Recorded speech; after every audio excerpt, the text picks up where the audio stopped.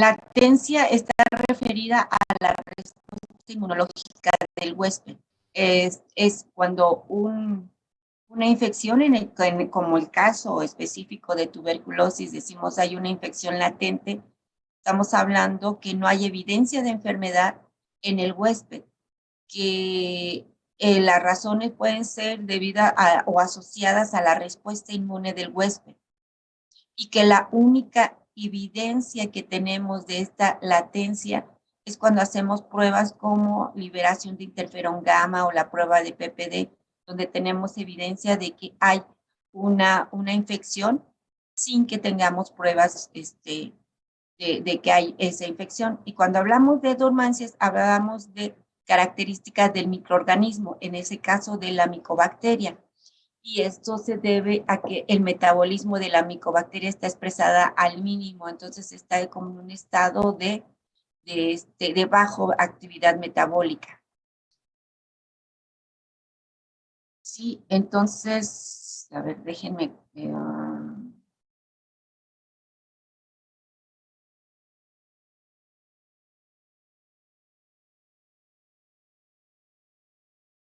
Ahora sí ya estoy compartiendo, ven la pantalla. Sí. Entonces, bueno, esto era lo que habíamos hablado, lo que acaba de decir Jimena acerca de que, bueno, la infección con tuberculosis, de acuerdo a la respuesta inmunológica del individuo que está infectado con tuberculosis, podemos tener un espectro de la infección o de la enfermedad y de la respuesta inmunológica, y que podemos tener un estado de latencia donde no hay ninguna manifestación clínica a un estado de tuberculosis activa, donde este estado de tuberculosis activa, dependiendo de las características clínicas del paciente, pues podemos tener que hay una infección a nivel de pulmón, que es la infección clínica más común, pero también tenemos que Mycobacterium tuberculosis puede infectar cualquier órgano del huésped, y tenemos tuberculosis extrapulmonar. De esta tuberculosis extrapulmonar, la más crítica es la tuberculosis miliar, o sea que hay una diseminación de la infección. Y cuando hablamos de respuesta inmunológica, pues bueno, vemos que en un estadio de tuberculosis latente se piensa que hay un balance entre la respuesta proinflamatoria y la respuesta inflamatoria.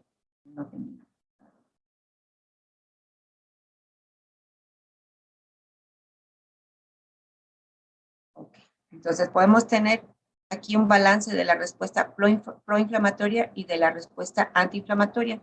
En cambio, en diferentes estadios de la enfermedad, este balance se desregula y podemos tener que hay un exceso de respuesta proinflamatoria o un exceso de respuesta antiinflamatoria. Y cuando hablamos de la infección, hablamos de dormancia. Cuando hablamos de respuesta inmunológica, hablamos de latencia. Como decía Jimena, pues también que el 90% de los individuos que se infectan no desarrollarán tuberculosis, sino la infección quedará en un estado de latencia. Y solamente será posible tener un diagnóstico, en este caso de individuos, con una respuesta inmunecelular, como la respuesta de hipersensibilidad o una respuesta de liberación de interferón gamma, cuando se estimulan las células con antígenos micobacterianos y vemos una producción de interferón gamma. Esto voy a pasar rápido porque es lo que de cierta forma vimos. Aquí en esta diapositiva les comentaba, fue que cuando empecé a comentarles acerca del papel importante que juegan las citocinas en el control de la respuesta inmune, y que, pues bueno, de los primeros estudios fueron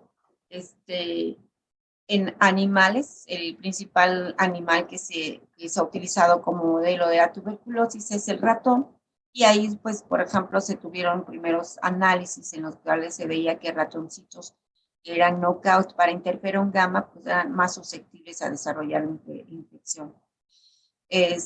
Por ejemplo, sabemos que personas con diabetes son más susceptibles a la infección por tuberculosis.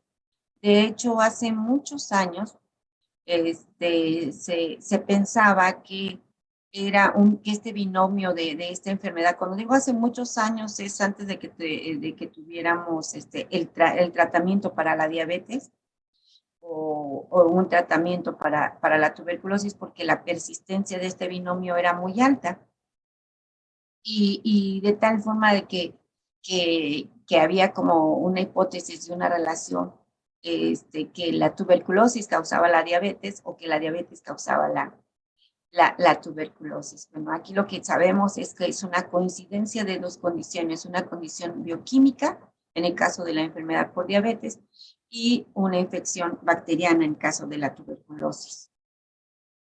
Este, Nuevamente, bueno, aquí ya vemos que es un espectro, la enfermedad realmente es un espectro, donde tuberculosis, cuando vemos los casos clínicos, es la punta del iceberg, pero poder identificar y diagnosticar a todos los individuos que tienen tuberculosis latente es una tarea muy ardua, pero finalmente una meta importante para llegar a tener el control de la tuberculosis pues es poder identificar a los individuos con tuberculosis latente y en aquellos individuos susceptibles o con factores de riesgo para desarrollar tuberculosis, poder tener una estrategia como mejores vacunas o un mejor tratamiento para evitar que se presente la tuberculosis. ¿Cuál es la vacuna, Diana, que se utiliza para el control de la tuberculosis?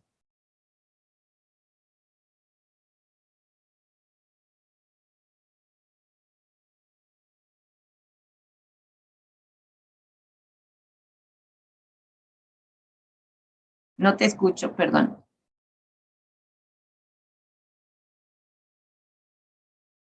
Bueno, Jimena o Guillermo, ¿se recuerdan cuál es la vacuna que se utiliza para el control de la tuberculosis?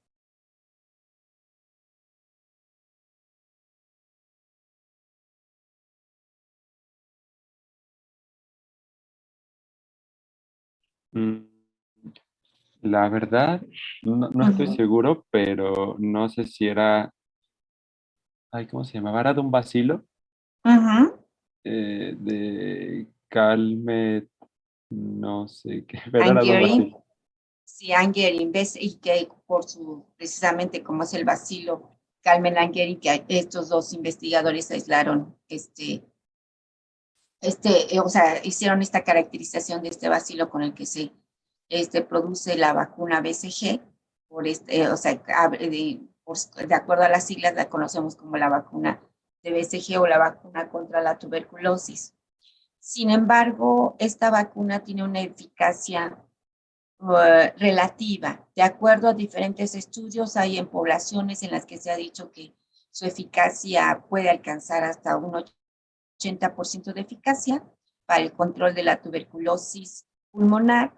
Sin embargo, en otros estudios va al del 50% y en otros estudios vaya, han demostrado que su eficacia es todavía muy, muy por debajo.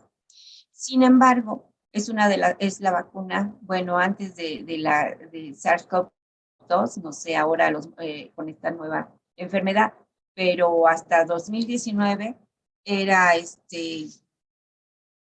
la vacuna más usada en el mundo.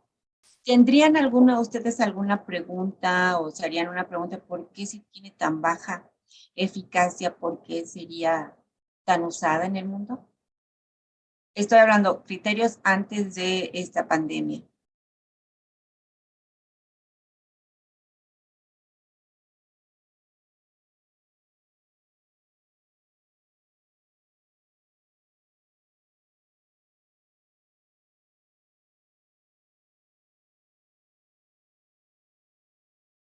¿No, ¿No tienen alguna idea?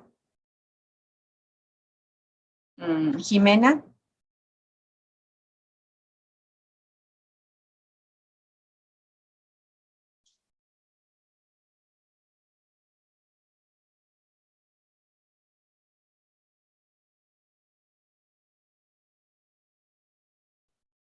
No se me ocurre nada. Bueno, pues es una enfermedad que... ¿Ustedes habían escuchado de la tuberculosis?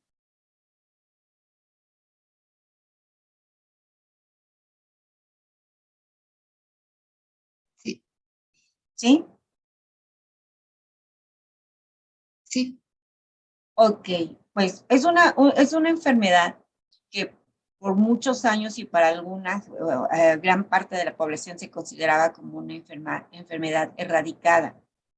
Es una enfermedad que causa muchas muertes, es la enfermedad infecciosa, y nuevamente hasta el 2019, antes de la infección con SARS-CoV-2, es el agente infeccioso que más individuos mataba por una infección, a causa de una enfermedad infecciosa. Más allá, por ejemplo, que el VIH.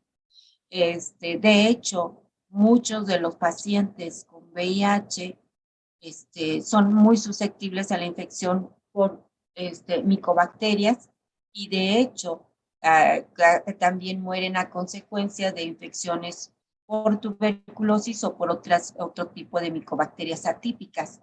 Entonces, la tuberculosis es una enfermedad que, aunque muchos no lo tengamos no lo tengan en el espectro, pues es una enfermedad que causa muchas muertes, sobre todo a poblaciones con factores de riesgo. Los factores de riesgo son asociados al hacinamiento, la pobreza, diabetes, cáncer, otro tipo de enfermedades inmunosupresoras como VIH, tratamientos inmunosupresores y pues alcoholismo, el uso de drogas. Este, entonces, bueno, y sobre todo está muy asociada a la pobreza. En África, o sea, hay un gran número de población que muere a causa de tuberculosis. Y tenemos una vacuna que tiene muchos años que se desarrolló, pero no es tan eficaz como se desea. Y desde hace más de 30 años hay muchos esfuerzos para hacer diferentes y construir diferentes tipos de vacunas. Sin embargo, como lo hemos visto con esta pandemia, pues las vacunas más eficaces son aquellas en que la respuesta inmune genera un mecanismo que puede inhibir la progresión de la infección, como es contar con anticuerpos neutralizantes. Y realmente las vacunas más eficaces son aquellas en las que se induce una respuesta inmune humoral, y que esta respuesta inmune humoral es potente para el control de la infección. En el caso de tuberculosis, pues bueno, la respuesta humoral no se entiende muy claramente, y tampoco por muchos años se negó, por no entenderla también, el papel importante que tiene la respuesta inmune humoral en el control de la tuberculosis. Y se ha dicho y se sabe con diferentes estudios que la respuesta inmune celular es importante para la generación de una respuesta protectora, y por lo tanto se necesita desarrollar vacunas que generen una respuesta inmune celular para producir una mayor eficacia. Por eso se siguen haciendo estudios y ha sido un poco complicado tener una vacuna para este tipo, esta bacteria. Y además, pues por la enfermedad no es tan fashion para muchos, ni para muchos gobiernos, ni para muchas condiciones, y pues no se han dedicado tantos esfuerzos para esta vacuna, aunque sí a ser sincero, en los últimos años hubo más apoyo para el desarrollo de vacunas contra tuberculosis. Se sigue usando por esta razón, por el impacto de la enfermedad, y porque no se tiene otra opción, pero además porque hubo muchos estudios que demostraron que, si bien no es tan eficaz para proteger de la tuberculosis pulmonar, al menos en niños, es importante para la protección de la tuberculosis meningia. El uso de la vacuna BCG en niños disminuyó severamente el número de casos de tuberculosis meningia. Por eso es una vacuna que se administra en el sector salud al momento de nacer. Y bueno, esa es la razón porque es una de las vacunas de más uso en el mundo. Y bueno, cuando comenzamos esta mañana, les decía, empezamos, Guillermo comentó acerca de cómo se logró entender el efecto de las terapias anti-TNF y su efecto en la diseminación del granuloma y con lo tanto la reactivación de la infección por tuberculosis. Y que así de este hallazgo clínico, pues podemos ver el papel de las citocinas. Y, por ejemplo, también a fines de los años 90, se describieron unos casos de pacientes, niños, que tenían una susceptibilidad mendeliana a la infección micobacteriana. Entonces, era un tipo de inmunodeficiencia muy particular, y se dice susceptibilidad mendeliana porque estaba asociada genéticamente a ciertos factores de alteraciones inmunológicas. En estos niños se vio que había una propensión a infecciones persistentes o recurrentes por Mycobacterium, ya sea bovis, avian, marinon, etcétera. Y cómo se ve, por ejemplo, estos niños, la vacuna, como les acabo de mencionar, que se utiliza para el tratamiento para la prevención de la tuberculosis, pues es la vacuna BCG. Y resultaba que estos niños que tienen esta susceptibilidad mendeliana, cuando son vacunados con la vacuna BCG, desarrollan en el sitio de lesión un granuloma, y hay una diseminación. Y yo, o sea, a lo que, o sea, es realmente una infección por causa de esta vacuna, o sea, a lo que le llamamos BCG-itis. Entonces, pues, bueno, ¿qué pasaba en estos niños? Entonces se vio que hay un origen inmunológico genético con defectos asociados al circuito interferón gamma, interleucina 12, interleucina 23. Entonces, lo que se veía era lo que les mencionaba, reacciones adversas a la vacuna, conocida como BCG-itis o BCG-osis, y había una historia familiar de infecciones infantiles o muertes prematuras en estos individuos, que había una consanguinidad de los padres y pues bueno, no se sabían eso, cuáles eran los factores. Lo que veíamos era, este es un estudio que se hizo en el laboratorio con un niño que tenía la reacción a las BCG-itis y episodios de enfermedad, infecciones recurrentes, las células de la madre y de un niño sano. Y entonces lo que en esta diagrama o en esta gráfica de citometría, lo que se estaba investigando era la presencia del receptor de interleucina 12, el receptor beta 1. Entonces, en un niño sano, pues bueno, cuando sus células se tiñen para ver la presencia de este receptor, hay un desplazamiento, pues quiere decir que hay la presencia de este receptor. En cambio, en la madre se ve el desplazamiento, no tan pronunciado como en el individuo sano, y en el caso del paciente, pues no se ve. Cuando las células se estimulan con un antígeno, que es un mitógeno, pues vemos que es posible inducir la producción de interferón gamma. No, bueno, ahorita les voy a explicar, creo que sí tengo el circuito más adelante, pero que hay una relación entre la producción de interferón gamma, y debe de haber primero una señalización, una producción de interleucina 12 que potencia la producción de interferón gamma. Entonces, nosotros esperábamos en el caso del paciente que cuando se adicionara interleucina 12, esta respuesta se potenciara y no vemos ese efecto como si se ve en, en las células del padre, de la madre y menos en lo de los hermanos y no en el caso del paciente.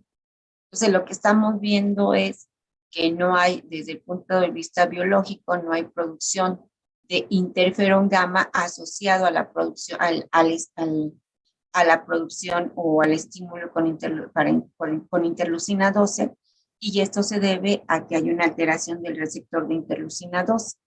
Entonces, este fue un artículo publicado hace ya muchos años por el grupo, donde se describe este caso, esta condición en estos casos de pacientes con PCGitis. Y pues bueno, aquí lo que nuevamente se demuestra es el papel de las citocinas y de los receptores de estas citocinas en la modulación de la respuesta inmunológica hacia Mycobacterium tuberculosis.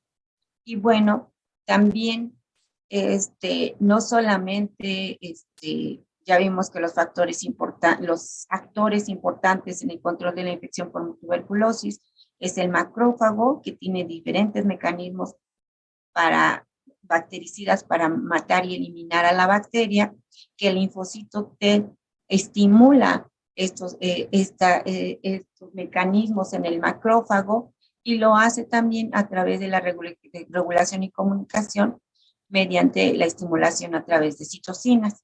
Pero hay otros mediadores de la respuesta inmune innata que participan en el control y en los diferentes mecanismos que son efectivos en el control de la infección con Mycobacterium tuberculosis.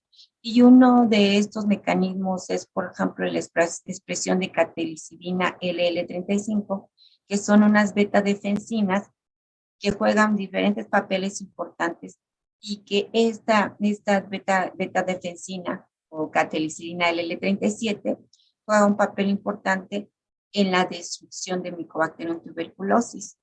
Y cuando se estimula la producción de esta catelicidina, se potencia el efecto también de la muerte de micobacterias.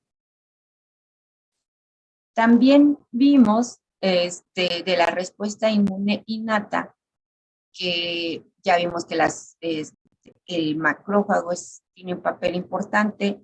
Vimos que los linfocitos potencian la acción del macrófago. Todo esto lo hemos visto bastante como abuelo de pájaro, porque cada uno de estos trabajos son años de investigación y de trabajo. Pero también vimos, por ejemplo, en alguna de las diapositivas de la clase anterior, les mostraba el papel de los TLRs, pero también en otro estudio realizado por la doctora Esmeralda, que también es parte de las profesoras del taller, pues ella en su trabajo ha sido demostrar que pues hay otros receptores de la respuesta inmune innata que juegan un papel importante en el control de la infección por Mycobacterium tuberculosis, y el reconocimiento y la estimulación a través de reconocimiento mediado por estos receptores, en este caso de los NOTOX, que son receptores intracelulares, que llevan a cabo estos receptores permiten activar un mecanismo de autofagia que permite la eliminación de la micobacteria. Y pues bueno, por parte del microorganismo, o sea, de la bacteria, pues creo que comencé en la sesión anterior mencionándoles que finalmente Mycobacterium tuberculosis es su genoma, el cual fue descrito en 1998, ya hace más de 20 años, y que este genoma nos permitió conocer que hay un gran número nosotros lo llamamos desde el punto de vista inmunológico, antígenos o de moléculas que son importantes en el metabolismo de la micobacteria, pero que estas proteínas o estas moléculas juegan también un papel importante en las condiciones de latencia, o sea, que se generen unas condiciones de latencia en el huésped, y esto es mediado por la expresión de diferentes genes. Uno de los genes importantes en esta modulación, o sea que cuando Mycobacterium tuberculosis infecta una célula huésped, estas condiciones de hipoxia, porque eh, que se establecen dentro del granuloma, estas condiciones de baja afluencia de oxígeno, son señales que Mycobacterium tuberculosis registra, y estas señales le permiten modular la expresión de diferentes genes, y estos genes le permiten la sobrevivencia en estas condiciones, y a la vez estos genes modulan la respuesta inmune del individuo. Entonces lo que vemos es realmente si no causara tantas muertes, podríamos decir un mecanismo de adaptación, aunque de cierta forma, de dos organismos biológicos, del ser humano y la bacteria, en su lucha por la sobrevivencia, el ser humano en desarrollar una respuesta inmune capaz de controlar la infección, y Mycobacteria como organismo biológico, una modulación de la respuesta biológica de su metabolismo, para evitar ser eliminado o ser eliminado en ciertas condiciones, para poder mantener su sistema de sobrevivencia. Y una de las preguntas es, ¿por qué se desarrolla tuberculosis? Recuerdan también, tanto Jimena como mencionó, que la infección por Mycobacteria pues produce enfermedad en un porcentaje muy, muy bajo de los individuos. 5 al 10% de los individuos que se infectan en la primera infección desarrollarán tuberculosis, mientras que el 90-95% permanecerá con una respuesta, una infección latente, o quizás es capaz de eliminar completamente al microorganismo. Pero ¿por qué hay estos individuos que sí desarrollan la infección? Y por qué ciertos individuos con factores de riesgo desarrollan la infección? Esta pregunta es la pregunta de muchos grupos de investigación. Hay un artículo que salió hace como 15 años que su título era TB o no TB. Sigue siendo una pregunta de un gran enfoque, porque como les digo, lo hemos visto muy superficialmente, pero una vez que ustedes pasen al semestre 3 y al semestre 4, si hacen la tesis con nosotros y se involucran en cualquiera de los proyectos de investigación que realizamos en tuberculosis, se dan cuenta que se han abordado diferentes mecanismos inmunológicos, y en cada uno de estos mecanismos encontramos una parte de la respuesta, el impacto que se tiene en la respuesta a la tuberculosis, sin que sepamos realmente en este momento cuál de estos diferentes mecanismos tendría más peso, o cuál la regulación de todos estos mecanismos tienen un peso importante en el control de la infección, que nos hace de cierta forma a un 90% de la población ser de cierta forma, no inmunes, pero que no se presente la infección progresiva. Entonces, este es un tema importante de investigación. Nuestro grupo por mucho tiempo ha desarrollado diferentes proyectos de investigación, los cuales los conocerán antes de que decidan cuál sería la tesis o el trabajo en el que trabajarían durante el nivel 3 y 4. Algunos nos enfocamos a respuesta de células T, a producción de anticuerpos, otros en mecanismos genéticos, otros en receptores, y bueno, ya conocerán nuestros diferentes protocolos con mayor detalle. Y pues este es el tema que me faltaba. Nuevamente, disculpen porque yo lo quería hacer un poco, pues esta es precisamente nuestra línea de investigación, y hacerlo con más detalle. Y la clase de hoy básicamente era sobre, a ver,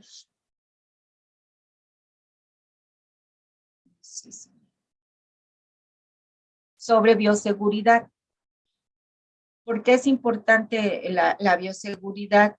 Porque cuando ustedes, y más hoy en día, cuando ustedes vengan al laboratorio, esperemos que ustedes ya puedan tener en el nivel 2 acceso al instituto y que podamos trabajar en el laboratorio, pues para que ustedes se puedan incorporar en el laboratorio, pues necesitan tener bases mínimas de seguridad para que puedan manejarse libremente en el laboratorio. Esto ha sido desde siempre por la naturaleza del microorganismo con el que nosotros trabajamos. Si bien en el laboratorio no trabajamos con cepas aisladas de pacientes, ni tampoco trabajamos con cepas virulentas, sino en el caso de los estudiantes trabajamos con una cepa avirulenta que es H37, Mycobacterium tuberculosis, cepa H37RA. No obstante, es una bacteria que requiere que se maneje en un nivel de bioseguridad nivel 2. Entonces, no pueden empezar a trabajar en el laboratorio si no tienen conocimientos básicos de bioseguridad.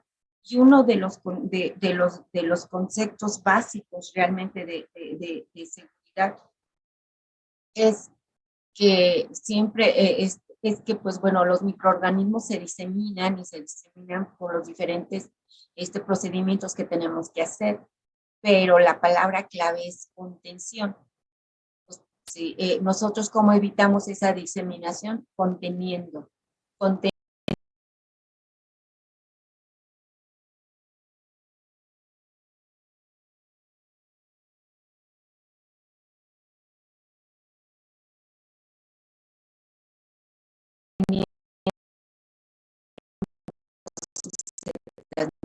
Vía aérea, así como SARS-CoV-2.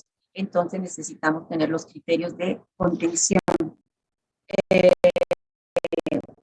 Ahora, como les decía, cuando hacemos diferentes procedimientos que contiene a microorganismos, pues se generan bioaerosoles. Y además, cuando se generan estos bioaerosoles, los tenemos entonces que realizar en condiciones, como les dije, de contención. ¿Cómo puedo contenerlo? Pues si hago un proceso, como comenté al principio, una centrifugación, tengo que asegurarme que cuando vamos a centrifugar tenemos estas canastillas que tienen unas cubiertas herméticas que evitan que los aerosoles se diseminen dentro de la centrífuga y fuera de la centrífuga. Esto, cuando se concluye la centrifugación, se sacan los cabezales cerrados y se llevan a un gabinete de bioseguridad. En estos gabinetes, su protección es a través del control de dinámicas de flujos. Entonces, es ahí, aunque se genere aerosol al abrir la canastilla de la centrífuga, pues en ese momento tenemos contenido a los microorganismos. Entonces tenemos, si con estos dos menciones se dan cuenta que lo que tenemos que tener es estrategias y mecanismos de contención. Y todo esto se va desarrollando con la experiencia.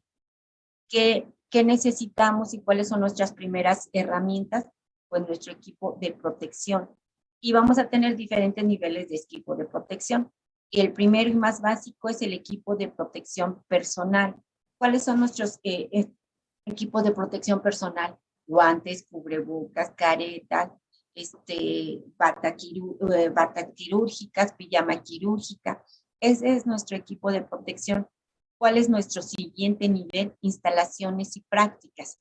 Porque yo puedo tener un equipo de protección diseñado y muy tener mascarillas N95 y todo, pero si yo no sigo las prácticas apropiadas con un protocolo apropiado, pues de nada sirve que tenga el equipo de protección. Y es necesario también reforzarlo con instalaciones seguras que permitan el manejo seguro de microorganismos. Entonces, ¿qué son los bioaerosoles? Los bioaerosoles son partículas de un tamaño relativamente, le llamamos grande, bueno, es que vamos, aquí utilicé la palabra grande, pero vaya, son grandes comparados con, depende de con qué los estamos comparando, pero realmente las dimensiones son de micras. Entonces, estas partículas que están dentro de los bioaerosoles contienen o pueden contener organismos que pueden ser cultivables o no cultivables, o sea, porque puede ser que son restos de organismos muertos, o que sean fragmentos de organismos, o que sean toxinas. Entonces, en estas biopartículas podemos tener virus, como es en el caso de SARS-CoV-2, podemos tener microorganismos muertos, como en el caso, por ejemplo, de una expectoración de un individuo, puede haber microorganismos viables y microorganismos muertos, pero también podemos encontrar toxinas o fragmentos de los microorganismos. Y esto, entonces, aquí ya es el tamaño, estamos hablando de 0.00 micras, o sea, o una bacteria de 0.2 micras o una espora de 5 micras. Entonces, estas es más o menos las dimensiones de las partículas que están contenidas en los bioaerosoles. ¿Cuándo se generan aerosoles en el laboratorio? Cuando estamos haciendo un pipeteo, cuando estamos mezclando o disgregando en un sonicador, cuando estamos centrifugando y cuando abrimos contenedores con reponderos. Este es un ejemplo de en qué momentos tenemos estos aerosoles. Entonces, debemos de tener, como comencé diciéndoles, medidas de bioseguridad. ¿Para qué? Para asegurar que estos aerosoles se contengan dentro del área de trabajo. ¿Por qué? Porque estos aerosoles se pueden dispersar en un laboratorio, incluso en un edificio. Y si yo estoy trabajando con aerosoles o con materiales biológicos, pues ¿cuáles son las áreas más donde hay mayor contaminación? Pues siempre será el área de trabajo y en las manos de quien está manipulando. Entonces, una de las prácticas más importantes para el control de infecciones en el laboratorio, en el hospital, mientras el trato con pacientes, en casa, y siempre es el lavado de manos. Y siempre les pregunto a mis estudiantes, así casi al principio, ¿saben lavarse las manos? Todo el mundo dice que sí, pero con el tiempo nos damos cuenta, porque bueno, lavarse bien las manos es un proceso que requiere práctica constante, porque es realmente una de nuestras principales herramientas en la definición que les comenté más importante de niveles de la bioseguridad, que es la contención.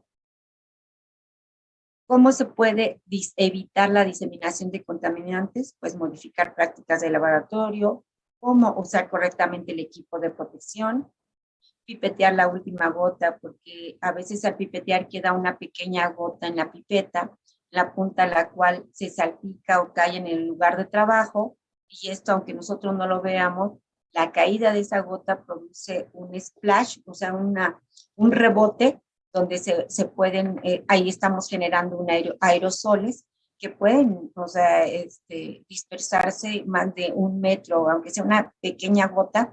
El splash que no lo vemos, esta salpicadura que no lo vemos, puede, si no le limitamos en espacio, alcanzar más de 1 o 2 metros de diseminación, y realizar todas las prácticas dentro de gabinetes de bioseguridad. ¿Qué son niveles de bioseguridad? Bueno, aquí es importante todo esto, lo que mencionaba hace rato, una de las prácticas más importantes para la contención es el lavado de manos. Niveles de seguridad. Es un término referente a las medidas de contención necesarias para evitar la llegada de los agentes biológicos a los trabajadores y a la naturaleza. Eso es importante. No solamente debemos de pensar en que me debo de proteger, A mí tenemos que protegernos nosotros, tenemos que proteger al compañero de trabajo, tenemos que proteger a nuestros compañeros de aula y tenemos que proteger a la naturaleza, porque todos aquellos que trabajamos con material biológico somos responsables de, de los residuos que nosotros estamos generando. Contención. Se utiliza para describir métodos seguros para manejar materiales infecciosos en el laboratorio. Y por eso les decía, es una de las palabras claves en términos de bioseguridad. Los métodos o protocolos que se emplean en el manejo de material potencialmente infeccioso en el laboratorio. Estos son los métodos o medidas de bioseguridad. ¿Y cuál es el propósito de estas medidas de bioseguridad? Siempre es reducir o eliminar la exposición del personal y el ambiente exterior con estos agentes biológicos potencialmente peligrosos. Nosotros, los que trabajamos en el Instituto de Salud, especialmente en el Hospital de Enfermedades Respiratorias, cuando trabajamos cualquier muestra biológica, no, aunque es que es de un sano, cualquier muestra biológica contiene agentes biológicos potencialmente peligrosos. ¿Por qué? Porque pues no se puede, incluso un paciente que viene, que en este momento, por ejemplo, entonces pues sospecha de COVID, pero no está confirmado, pues es una sospecha de COVID, entonces lo manejamos como una muestra con material biológico potencialmente peligroso. Las medidas de bioseguridad incluyen protocolos donde tiene que considerarse las condiciones de laboratorio y cómo se va a utilizar el equipo de protección, en qué lugares, cómo. Por ejemplo, yo veo a gente que utiliza, y en el principio de la pandemia veía gente hasta en los supermercados que usaba guantes, ¿no? Si tú usas un guante en una zona donde no se debe de usar, en lugar de usar un guante como un mecanismo de protección y de contención, lo estás utilizando como un mecanismo de diseminación. Eso es importante. El equipo de protección personal solo se utiliza en los lugares donde se debe de utilizar. Niveles de bioseguridad. Se han definido hasta el día de hoy 4 niveles de contención para los agentes biológicos.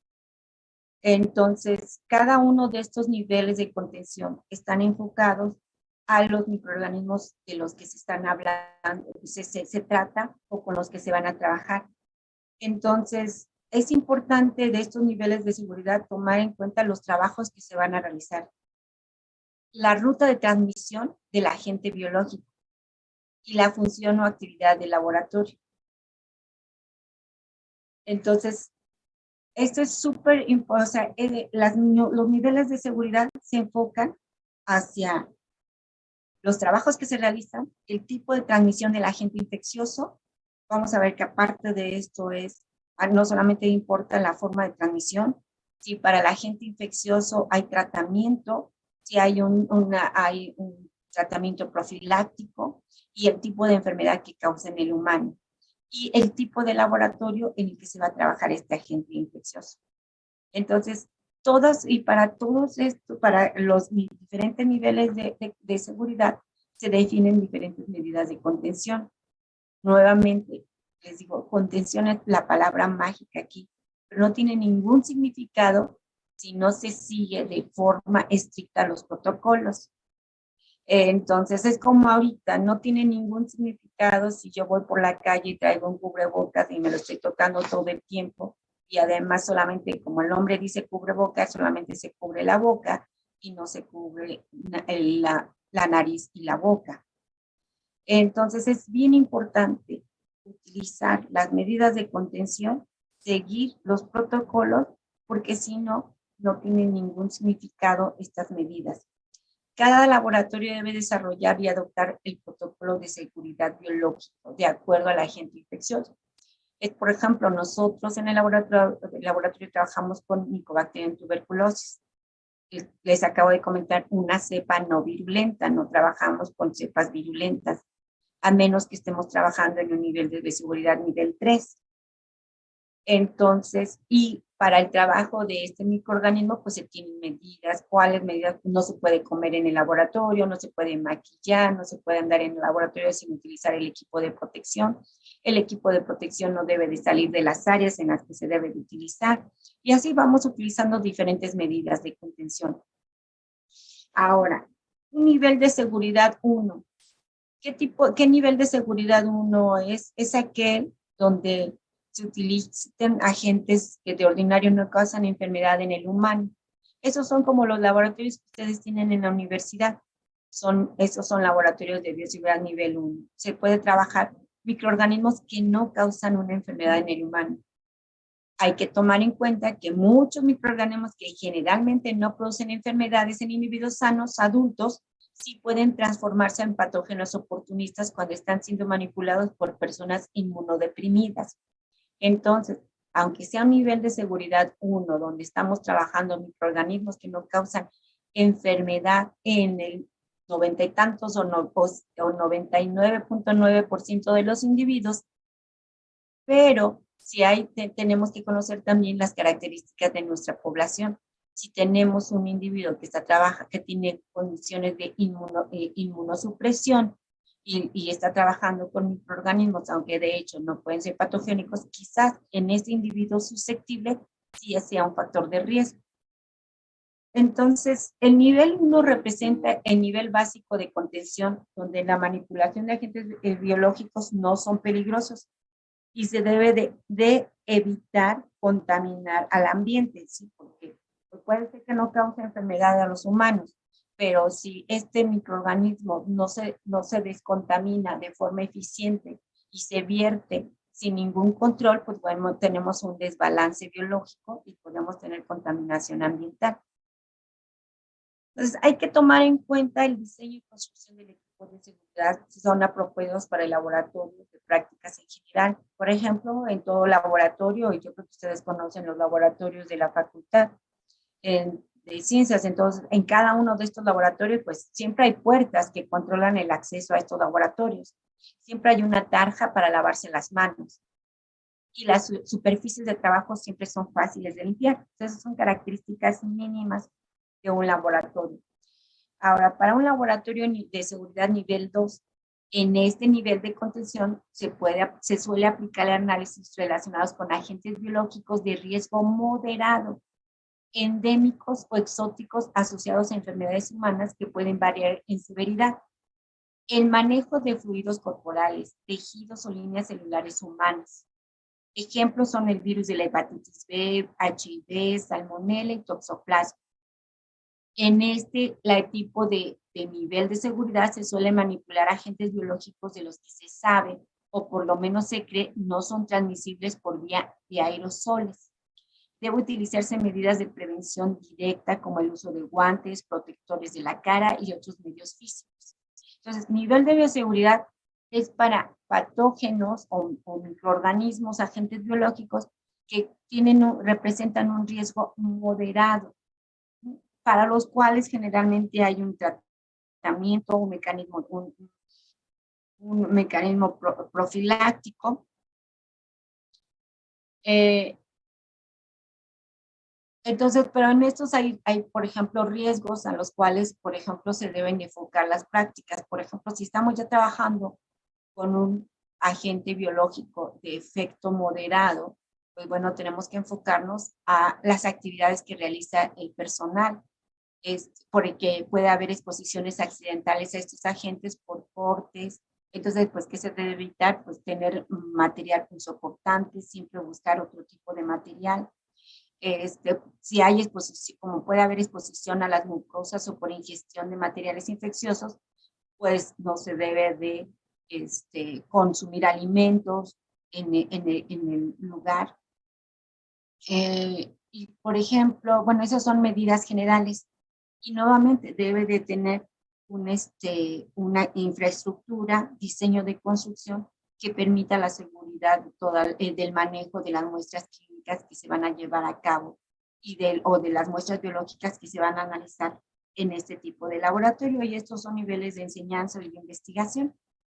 ¿Y qué requiere un laboratorio de este tipo? puertas con seguros, tarja para lavado de manos, superficie de trabajo fáciles de limpiar, gabinetes de bioseguridad, este es un gabinete de bioseguridad, estación de lavador de ojos, flujo de aire dentro de los laboratorios sin recirculación, en áreas fuera del laboratorio, autoclave disponible y separado de áreas públicas, no puede estar en áreas públicas. Y el nivel de seguridad 3, se aplica a agentes que pueden ser transmitidos por vía respiratoria y que pueden causar infección seria o fatal. Ejemplo, Mycobacterium tuberculosis y Coxiella burnetii. En este nivel se debe evitar la autoinoculación, la ingestión o la exposición por aerosoles. Aquí ya, aparte, se deben de tomar todas las medidas que vimos en el nivel 1, en el nivel 2. O sea, bueno, solamente les menciono pocas de ellas, pero se deben de considerar las medidas del nivel 1, nivel 2, reforzarlas con protocolos, pero aquí en un nivel de bioseguridad es muy importante el diseño y la construcción de las instalaciones y el equipo de seguridad. Entonces aquí sí hay un control de acceso, hay un control de acceso a las instalaciones. No solamente es una puerta, tiene que haber una puerta con un control de acceso restringido solo para personal que esté capacitado para este tipo de manejo de material. Y siempre, entonces, como está diseñado para agentes que se transmiten por vía respiratoria, entonces se requiere un sistema de ventilación que minimice la ventilación, la liberación por aerosol. Y bueno, es importante, requerimientos de seguridad, como les decía, tiene que estar un gabinete de seguridad, hay aire unidireccional, con cambios de aire por hora, es un cuarto sellado, paredes, pisos lisos y fácil de limpieza, no solamente las cubiertas, todo tiene que ser completamente liso. Aquí esto no es liso, es un ejemplo erróneo. Y el filtro del aire se lleva a través de unos filtros que se llaman EPA, de alta eficiencia, de una eficiencia del 99.9. Quiere decir que lo que pasa es la posibilidad de que una partícula contaminante que entra por estos filtros salga y sea contaminante es del 0.001%. Este es un diagrama del tipo de laboratorio, de los procedimientos que se tienen que hacer, y lo verán en un curso que cuando entren al nivel 2, o sea, bueno, es un curso, es una plática introductoria donde les decimos cuáles son los procedimientos a realizar antes de ingresar al laboratorio. Y verán el tipo de laboratorio. Nosotros en el microbiología tenemos unas instalaciones ya un poco antiguas que entrarán en un proceso de remodelación este año. Y en el laboratorio de inmunobiología de la tuberculosis, donde actualmente estoy yo, pues es un laboratorio, es un edificio nuevo y tenemos nuevas instalaciones y podrán conocer también nuestras nuevas instalaciones. El del máxima seguridad, les voy a hablar cuando empecemos en nivel 2 y cuando tengamos que entrar a las instalaciones. No lo tenemos en el laboratorio. El nivel 3 está en construcción. Bueno, ya no está en construcción, ya está construido. Ya nada más estamos esperando que se lleven a cabo todas las pruebas de certificación de BCL3. El BCL4 es completamente restringido, no tenemos en México un BCL4, es un acceso controlado. De hecho, si lo ven en Estados Unidos, está el control a este tipo de laboratorios, está por la Guardia Civil, bueno, no se llama Guardia Civil, y el suministro de aire no es dentro de las instalaciones, sino es por un sistema exterior, y el personal ocupa un equipo de protección que le permite estar salvaguardado ante el efecto de una diseminación. Antes de salir de estos niveles se lleva a cabo todo un proceso de descontaminación y pues bueno, tiene condiciones de seguridad que igual necesitamos que descansen en filtros EPA, que son cuartos sellados, aislados de áreas públicas, de acceso controlado, y se requiere el equipo de protección. Esto me fue muy rápido porque, como tanto ustedes, una disculpa nuevamente por los problemas con el Zoom, pero quería darles por lo menos una parte introductoria, terminar lo que habíamos pensado.